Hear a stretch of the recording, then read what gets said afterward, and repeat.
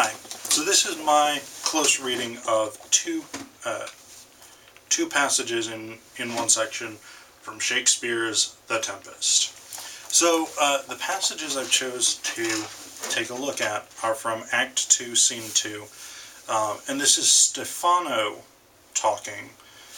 So this is Stephano right before he and Caliban and Trinculo all sort of meet and become the comic relief of the play.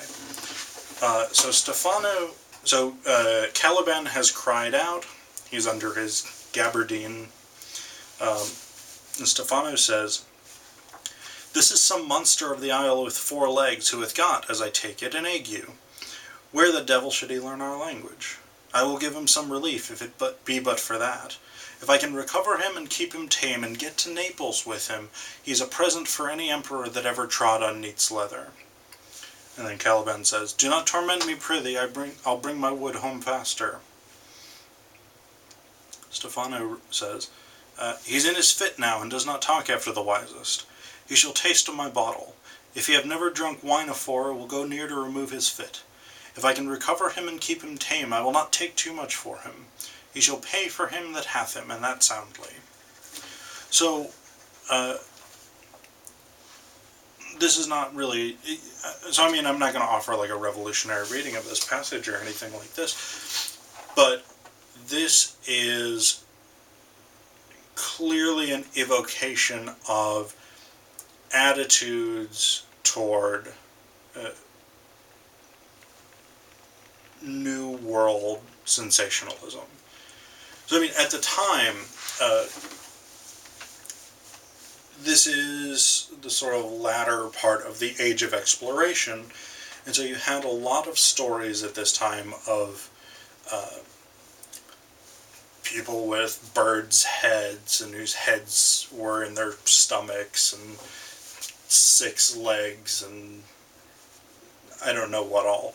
These sort of crazy things that people were writing about, and they were selling tremendously. Like, this was an incredibly popular genre. And Gonzalo actually makes a sort of reference to this later, this sort of stories of islanders whose heads were in their chests and things like this. And so Stephano is talking, and in actually the passage right before what I read, he talks about 4-legged islanders, because he's convinced that under this gabardine where he's hiding, Caliban has 4 legs.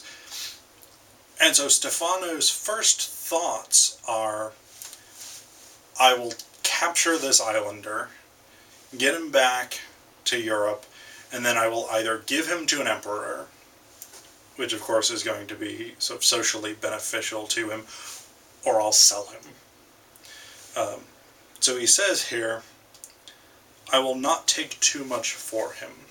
So there is this sort of, so I mean, this is the contemporary, I mean, this is the point of the Age of Exploration in an odd way, because the notion of the Age of Exploration was that you would go out and you would find crazy stuff. You would find, I don't know, pineapples and silks from India, and you would find spices, and you would find, I don't know what all you were looking, whatever it was that you could bring back to Europe and people would pay you for.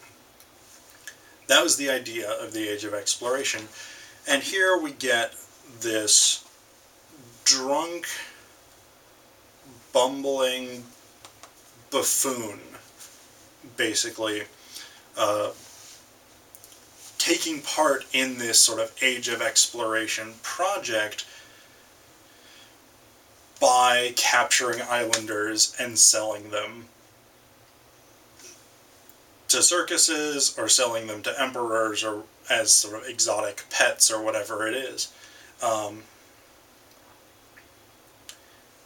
And so what's interesting about this is not so much its sort of colonialist and capitalist qualities. What's interesting to me about this section is the sort of democratization of the Age of Exploration. So this Stephano, again, is a drunken bumbler. He is not some kind of great sea captain. He's not a monarch. He's not a lord.